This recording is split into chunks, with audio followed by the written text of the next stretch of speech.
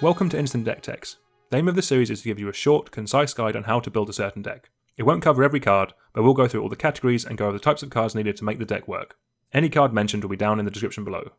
The commander of this deck is Yusri, Fortune's Flame. It is 1 blue-red for a 2/3 legendary creature Efreet. It has flying and, whenever it attacks, choose a number between 1 and 5. Flip that many coins. For each flip you win, draw a card. For each flip you lose, Yusri deals 2 damage to you. If you won 5 flips this way, you may cast spells from your hand this turn without paying their mana costs.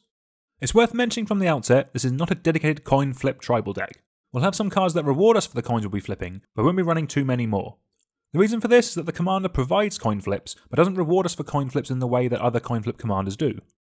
The aim of this deck is to swing with our commander and use the card draw from winning the coin flips to churn through our deck, and then play some really dumb big spells to win the game. We're also going to be leaning into the final ability of Yusri, and playing some additional cheat effects so we can get out some really impactful effects. As difficult as it'll be to win 5 coin flips in a row, I would always be wanting to go for the whole 5 as much as possible. We're running some cards that benefit us when we win a coin flip, and importantly some cards that make it less bad when we lose one. Let's start with some cards that accentuate the positives of Yusri's ability, so by that I mean winning cord flips and drawing cards. Teferi's Ageless Insight, Alhammarret's Archive, and Zndrsplt all draw us additional cards whenever we win a coin flip from our commander attacking.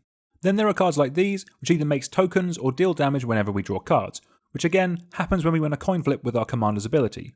These cards will also do a good job of winning us the game, and will affect some of the picks in our dedicated card draw section, so do keep them in mind.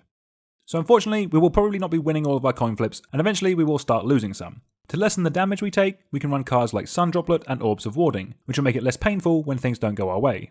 Next up is equipment that can give Yusri lifelink. This will trigger when it deals damage to an opponent, but importantly will trigger if Yusri deals damage to us, meaning that with one of these equipped, the end result is we never actually lose any life if we lose a coin flip with our commander's ability. The fact they buff the commander as well is also really nice and serves as a solid win condition.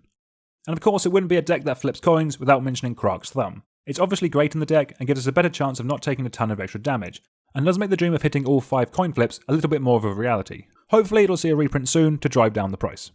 Let's move on to the dedicated card draw. As we'll have many cards in the deck that care about us drawing additional cards, we'll start with wheel effects.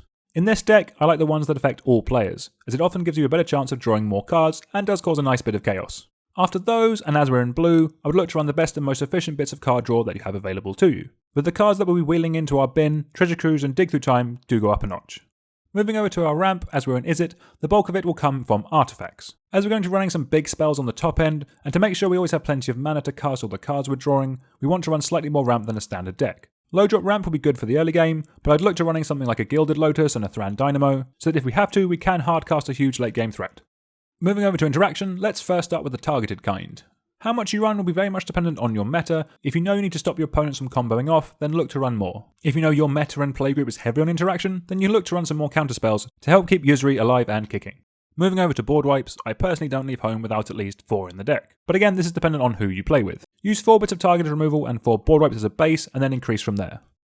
For the times where we don't end up winning 5 coin flips in a row, we want to run some additional ways of cheating things into play.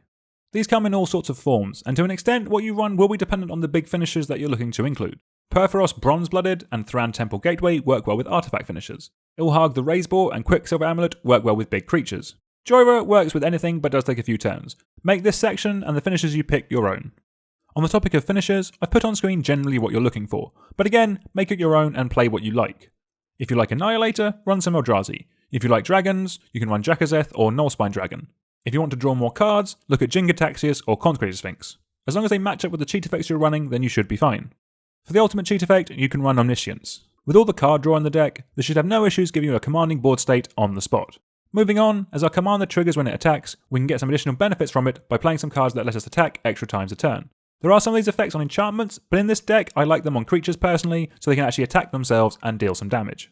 We've already mentioned some equipment in the video, but you can also consider things like Commander's Plate and Embercleave to make the Voltron win all that bit quicker. Okay, and one last win condition, and we're bringing it back to coin flipping with Chance Encounter. If all the bits are in place, like Krark's Thumb and some extra combat cards, we can very easily get to the 10 counters we need to win the game. On the topic of coin flips, if you do want to lean into the archetype a bit more, I put on screen here the cards I would personally consider running. Stitch in Time does give you an extra combat step by giving you a whole extra turn. Fiery Gambit and Boompile are decent bits of removal with the added coin flip fun. I'm also a big fan of Mirror Match, as it can be really good at doubling up all the big things that we're going to be putting into play. As mentioned at the start, the main reason for not going ham with the coin flips is that the commander only gives coin flips and doesn't reward for them. For the coin flips package to be consistent, you rely much more heavily on things like Krark's Thumb. To an extent, it's probably a must if you're going this way, and I also want cards specifically to tutor it up. As a quick heads up, this video is being recorded before spoilers have fully started for Modern Horizons 2. Wizards have already said there may be more coin flip cards in the set, so if any reward you for flipping coins or make it easier for you to get the flip you want, then they should be considered in the deck as well. Okay, let's finish up the deck with some utility lands. I look for cards that help synergize with the deck. Rogue's Passage makes it easier for Yusri to swing through. Buried Ruin and Inventor's Fair synergize nicely with the equipment and other artifacts that we're running. Spinerock Gnar was also very good at cheating some things into play. And then the rest are solid cards that help smooth out our draws and provide additional utility. The rest of your mana base will be very dependent on what you have available to you. We've recently released a video with some advice on building a deck with a budget mana base, which might be of help. Until next time, please like, share and subscribe, and let us know down in the comments if there are any commanders you'd like to see a deck tech on. Thank you very much for watching.